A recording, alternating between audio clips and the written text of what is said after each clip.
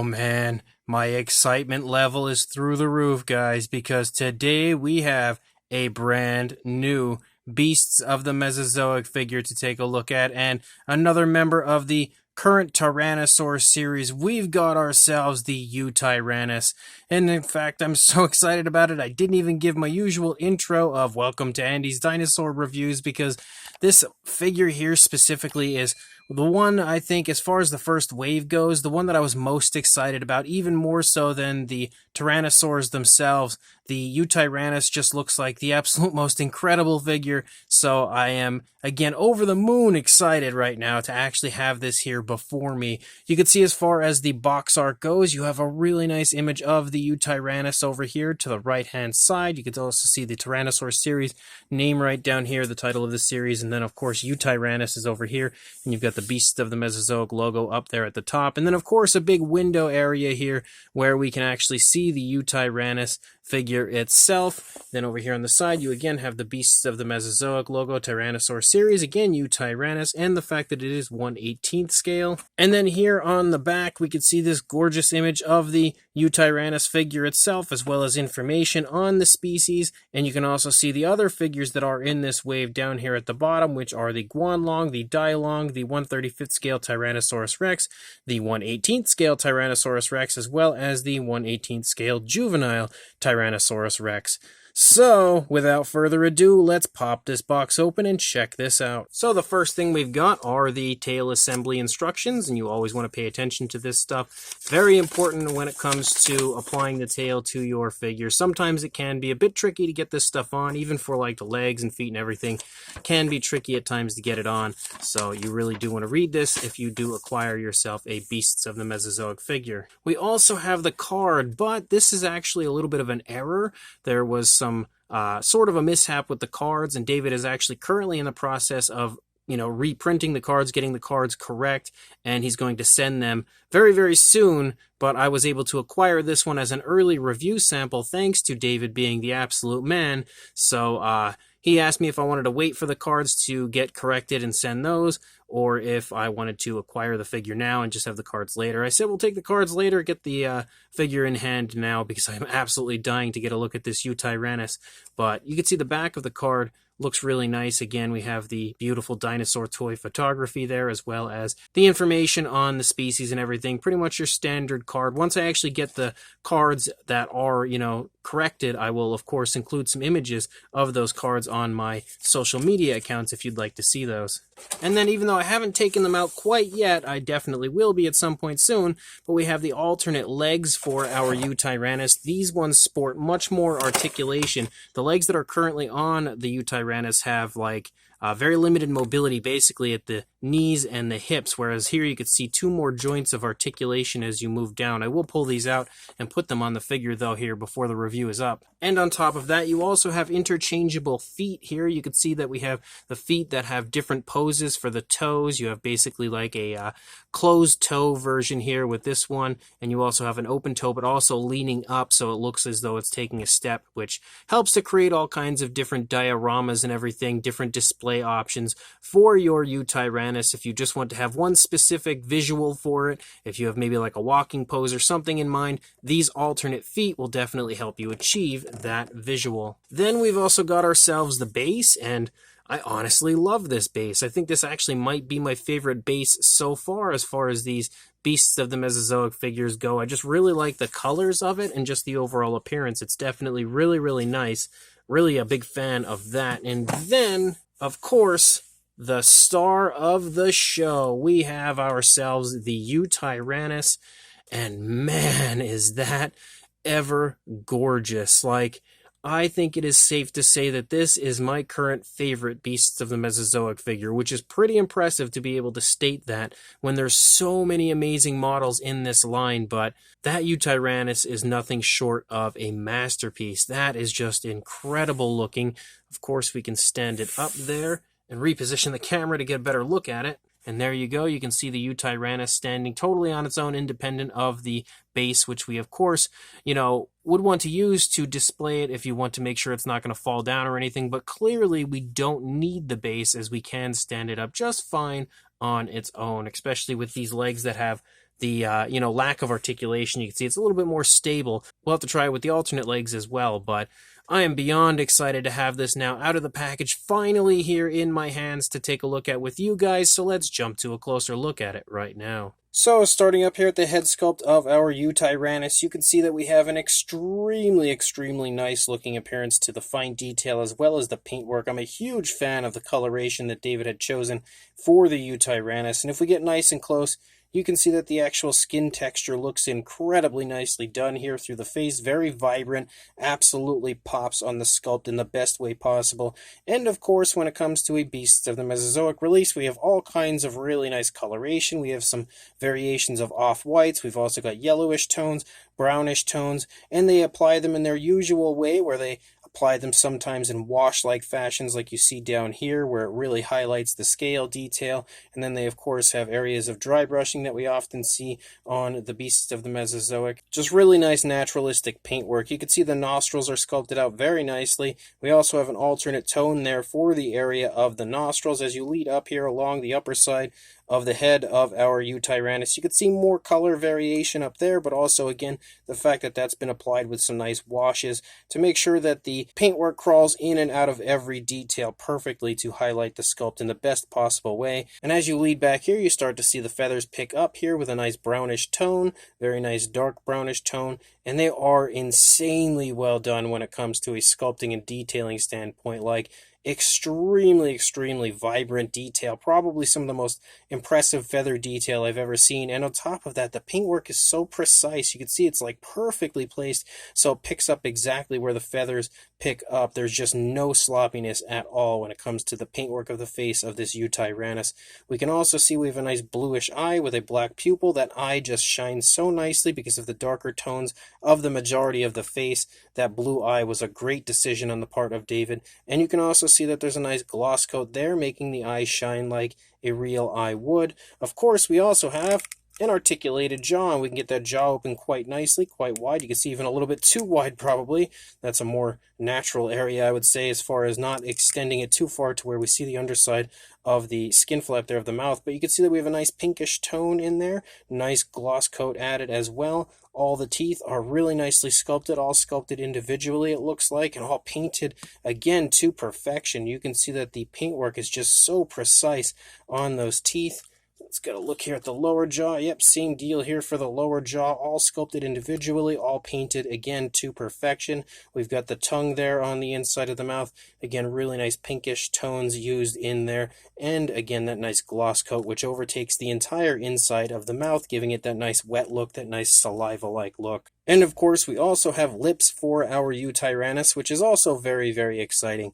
As we lead up here to the top of the head, you can see kind of like some of those yellowish browns here extending into the feathers, but they taper away pretty quickly as we continue to lead along here, along the top of the head. And you can see the feather detail looks really good. You can see it actually like popping there off of the sculpt, and it looks really nice. I like that we have kind of like a softer feathering here for the face. You can make out the ear as well, but as you start to lead back into the neck, you start to see a much more impressive style of plumage here for our Yutyrannus, and also some nice variation of color. As you can see, we have this white tone here, but we also have a variation of like a really light brown that begins to pick up as well. And of course, in case you didn't notice, you have a little area here of articulation right here in the back of the head, and then another spot of articulation down here in the neck, and that allows you to turn the head of the Yutyrannus very nicely, give us some pretty cool poses and stuff for the dinosaur, even going up and down a little bit as far as the positioning goes. As we continue to lead down the neck, you can see that we have that brown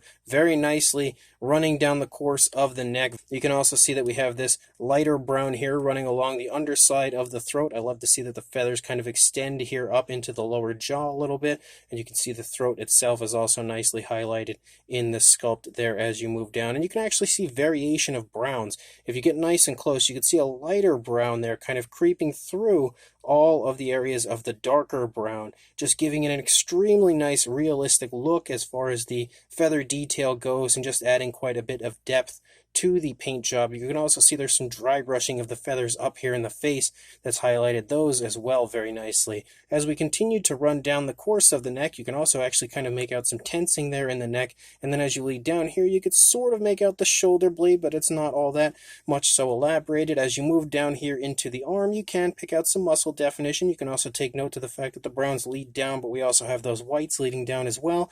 And continuing to move down the course of the arm of our Yutyrannus, we have more areas of articulation, as you've got the shoulder joint right there. You've also got the elbow right here, and then the wrist, which can swivel.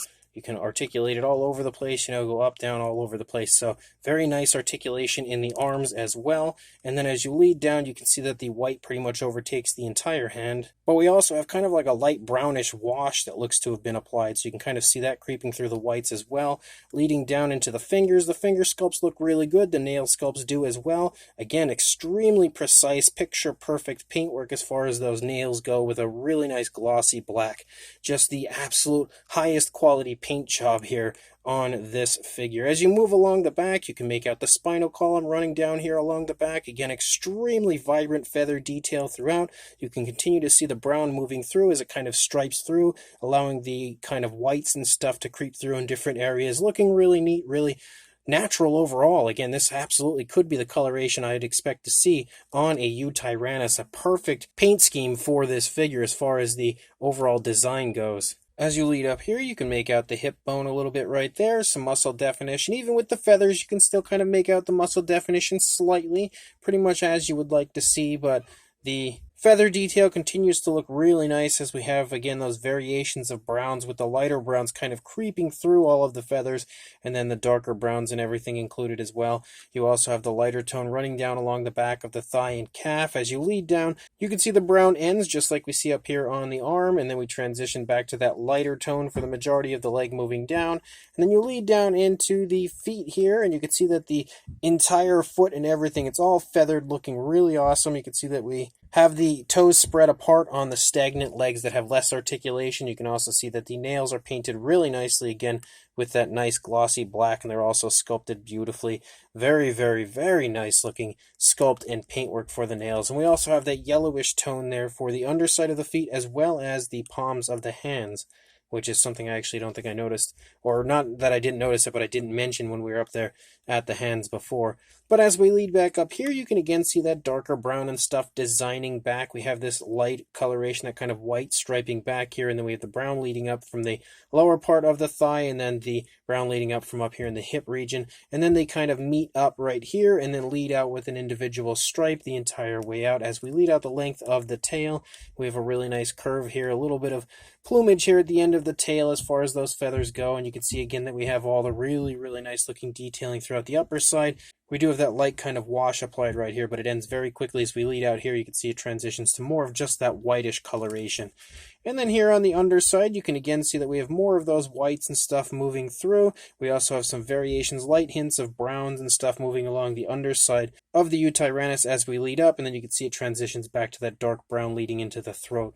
We also have an area of articulation here in the midsection, which helps to give you some really nice curvatures to the body and stuff when displaying the dinosaur. We can also go up and down a little bit as well. And then, of course, you have the articulation in the hip, as well as the articulation in the knee right there to help give you that walking visual. And then, of course, we also have the opposing legs that have more articulation as you move down.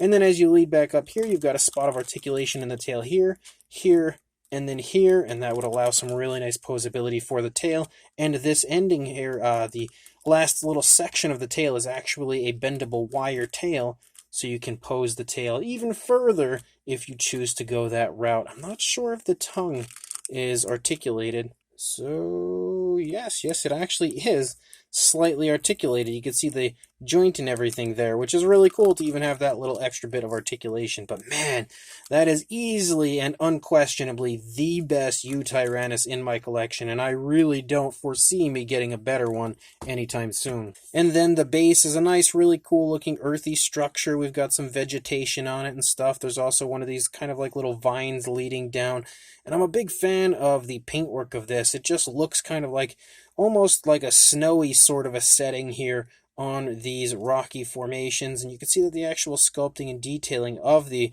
rock formations looks really impressive. Again, super lifelike, super realistic. We've got some brownish tones and stuff here throughout, so it kind of gives you the feeling of like dead moss or something like that. And you can also see again that we've got some more little areas of a rocky formation down here, kind of separates briefly and then picks back up right here with this little tiny extra add-on section, which you can remove if you choose to. So beautiful base. You can also see we've got a peg right here in the middle for the foot as well.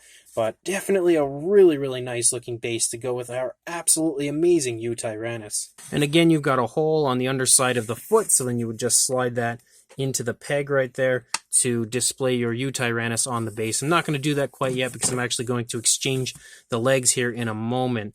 But we'll go ahead and get a size on our Yutyrannus first. For a length, actually, let's pull the tail into view here. For a length from the snout to the tip of the tail, about 16¼ inches, or right around 41, maybe a little bit over 41 centimeters.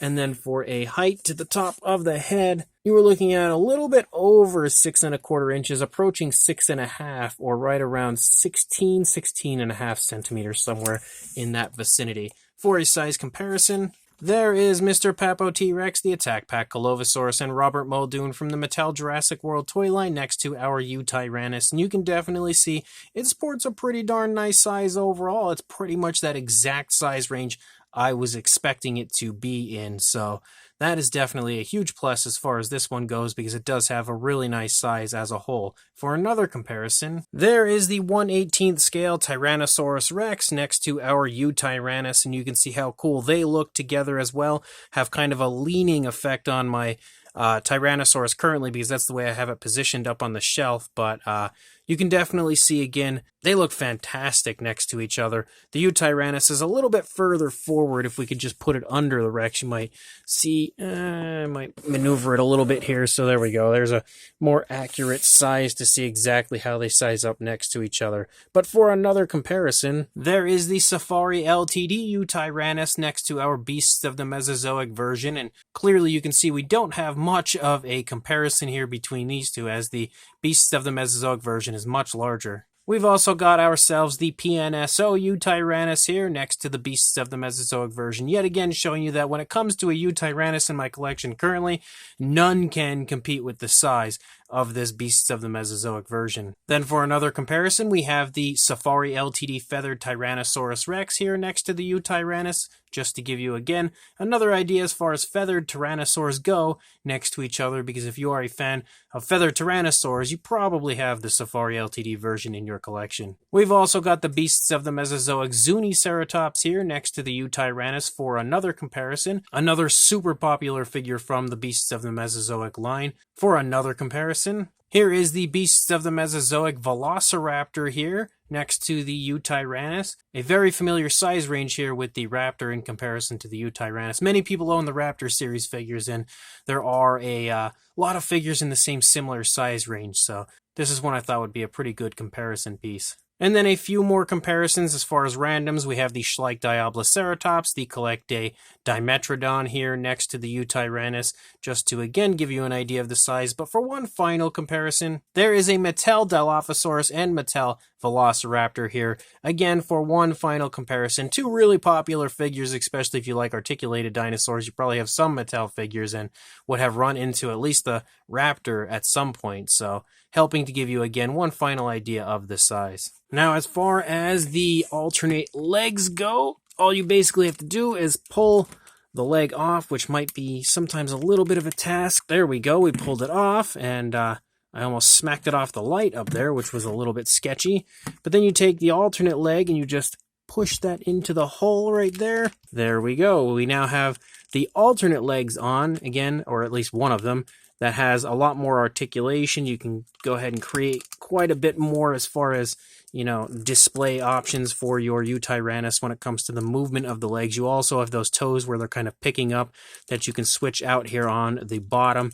And again, it opens up an entire world of possibility as far as display options go for just the general leg section, but that leads to all sorts of other diorama possibilities for the figures, and yep, it absolutely still stands. Of course, we do have the other leg over there. That's a stationary leg, but you can see it still stands very nicely with the articulated leg on there as well. The more articulated leg actually seems pretty stable, so I actually think even if you had both legs as far as these kind of articulated, let's just give it a shot. So there we go. We went and switched both of the legs out for just the strictly articulated legs, and we'll see if it can stand with just those. And there we go. Yep, absolutely can stand. So the most important aspect of these legs is the fact that we have the holes on the bottom of the feet for the peg on the base. And you can see here, you don't have the holes on the undersides of the feet for the more articulated legs. So if you're going to put it on the base, you absolutely need one of the more stabilized legs, the less articulated legs, because they are the ones that include those holes for the pegs. So this brand new Beasts of the Mesozoic Tyrannosaur Series 1/18 scale Yutyrannus is amazing, and definitely one of the most amazing models that I have in my collection overall. Like, this is fantastic. The sculpt is unreasonably highly detailed. The feather detail looks gorgeous throughout, extremely realistic, very, very highly detailed, and incredibly crisp on the sculpt. The scale detail, the skin textured areas look also just as incredible as the feathered areas. The sculpt overall is extremely accurate to what we would see on a Yutyrannus, and on top of that, the paintwork is great. It's got that, Beasts of the Mesozoic style paintwork we love to see, where we have washes and dry brushing techniques and all of that throughout the course of the entire figure to really highlight all of the detail in the best way possible and the most realistic way possible. And we also have a really nice naturalistic paint scheme overall. I feel like it definitely could be the coloration I could imagine seeing on a Yutyrannus in real life. On top of that, you have a really nice base, which is always a huge plus when displaying the model, giving it that more naturalistic visual of it having a terrain to stand on. And on top of that, you have tons of articulation, creating endless possibilities as far as display options and opening up a world of possibility for stop motion animation if you choose to do that. Just, you're able to do so much with these Beasts of the Mesozoic figures, in my opinion, making them one of the absolute most exciting things going in the collecting community today.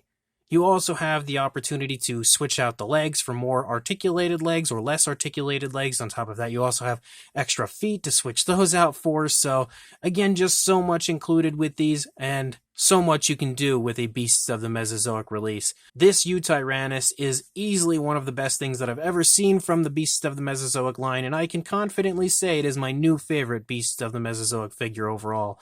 So if you are interested in purchasing this, I will include a link in the description to where you can still pre-order it. It is actually about to be shipping very, very soon, so if you want to get it for the pre-order price, make sure you get that pre-order in, because it's going to be shipping very soon. So make sure you check those links in the description. Thank you once again, David Silva, for sending this over a little bit early for me to take a look at. And make sure you also like, comment, and subscribe, and I will see you in the next review. Thanks for watching.